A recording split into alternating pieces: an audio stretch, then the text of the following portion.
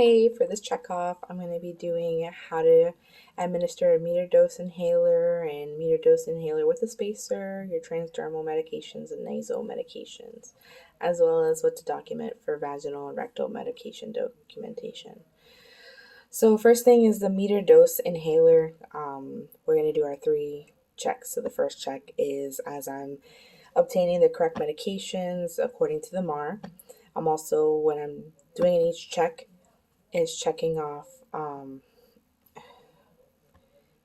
I'm checking off the right patient, the right medication, the right dose, right time, right med, and right route. I'm also going to be doing that again on my second check right outside right outside the patient's room. And at that point, I'm going to be getting the dose ready. So the third check I'm going to do as I go into the patient's room, gonna knock on the door, introduce myself. My name is Elizabeth. I am gonna be your student nurse today, and I'm gonna wash my hands, don my gloves, and provide patient privacy. So, what I'm checking in my third check is I'm gonna grab my paper and go straight to the patient's wristband, and I'm gonna be checking their name and date of birth and verifying my patient there. After I did my third check, I'm going to be instructing the patient about how to do their metered dose inhaler. So I'm going to have them sitting up, and as they're sitting up, I'm going to be shaking the inhaler. I'm going to remove the little mouthpiece from the inhaler, and if it's a new one, I'm going to want to prime it because if it's a new Medicaid, I'm going to be pressing the inhaler once or twice before the patient takes it. It's to prime the inhaler. And once it's primed, it's ready, I'm going to instruct the patient that as I get closer to putting the mouthpiece near their face, or if the patient is able to, I'm just going to instruct them that I want them to breathe out, exhale, and as they take their breath, that's when they should press down on a depressor on the inhaler and breathe in slowly through their mouth and hold as long as they can. And we're only asking for 10 seconds. And once they held that in for 10 seconds, they're going to want to exhale out that medication as slowly as that inhalation as slowly as possible. And what I want to be documenting is any lung sounds prior to giving them the inhalations, checking the respiratory rate, their rhythm of breathing. If there's any sputum that they end up coughing up, I want to make sure to get a sample. And when I get that sample, what I'm looking for is the consistency, the color, any odor, any discomfort. Also, if the patient has any pain or some kind of reaction to it, I want to take note of that. Okay, and also with my documentation at the very end, I'm documenting that I'm documenting on the right person, the right time, I'm given the right dose and the right medication and the route. Yeah. So the only thing I'm not going to go through again how to do the inhaler, but the only thing different with the inhaler with the spacer is that when it's a spacer, it's a long tube that you just connect to the end piece of the inhaler. And what the patient has to do, instead of holding their breath, they're going to be breathing. They're going to put their mouth by the piece of the spacer, and as they press down on the depressor, they're going to be breathing in and out with their mouth so they can get that inhalation, that medication in the spacer. Yeah, they can do that for I think 20 to 30 seconds. And that's really the only difference that works. The spacer works best for patients who can't hold their breath for 10 seconds, or they're learning how to use the inhaler. It's kind of like a training wheel. And I think, if I'm not mistaken, it's used often with kids because it's like gives them something to do, something to focus on. So next I'm going to go through the transdermal medications. So what's important about this is that with any patch that a patient is getting, you want to make sure if you're not the first one to give it. You want to double check on the MAR where the location of the last patch was. I never see the nurses check on the MAR, but it's really important because you don't want to give your patient an overdose on putting a second patch on and not removing the other one.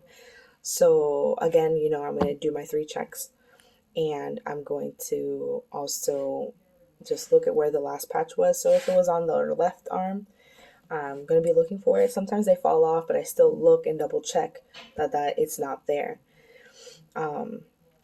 So once I remove it with my gloves on, I'll remove it and toss it, and I'm going to put a new set of gloves on to put the new patch on.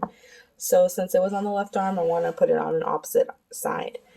So sometimes the patches, depending on the order, if it's for their lower back, a patient might have had it on the left side of the lower back. I'm going to put it on the right side of the lower back. I'm just double checking the location of where the patch is ordered for.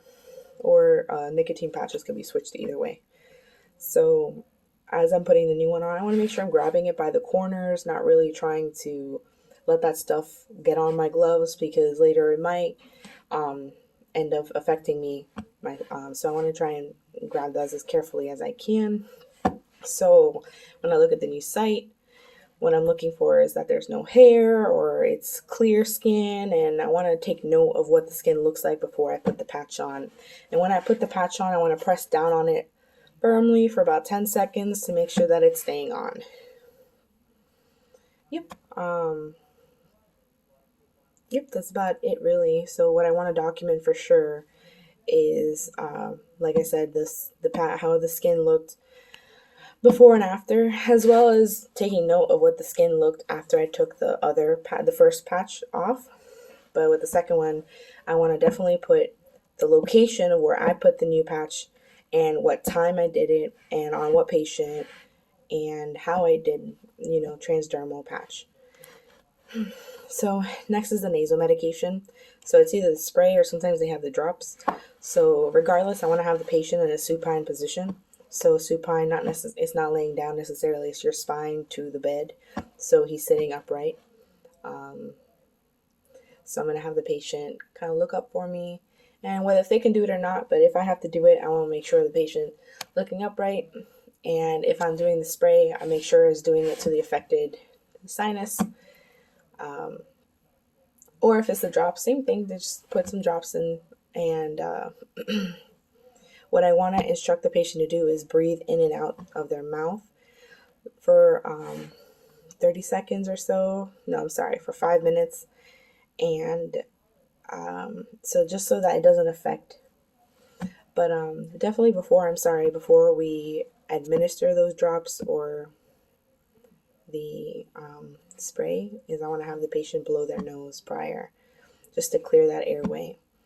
And later I'm going to be documenting after the medication was administered, if I writes for the patient, and I want to take note of what the nose looked before, after, if the patient felt any discomfort or any pain, definitely if there's any discharge coming out afterwards, and if there is discharge, the color, consistency, texture, odor, that kind of stuff. So next, finally, I'm going to talk about the vaginal and rectal, how to document for that. So for the vaginal, you definitely want to look at the appearance of the genitalia, the vaginal canal, and again, discharge. If there's any discharge, the amount, the color, the odor, the consistency. With rectal meds, you're looking at the same thing. You're looking at the anus. You're looking for any redness, swelling. If they have hemorrhoids, if they're bleeding prior, before you put the suppository in. It's really just big on, you want to see before and after you give the medication. And if they're feeling any pain after the administration, and if you see bleeding or discharge, you want to notify your provider right away, and it's just and any questions about the medication, you want to try and address it as soon as you can with the patient so they feel comfortable. What else? yeah, that is about it. I always, when I'm with the patients, make sure if I had them sitting up or anything, make sure they're comfortable again. Take them to the bathroom, lower the bed down, and give them their call light. And that's really about it. Hope this was okay. I'll see you on Wednesday. Thanks.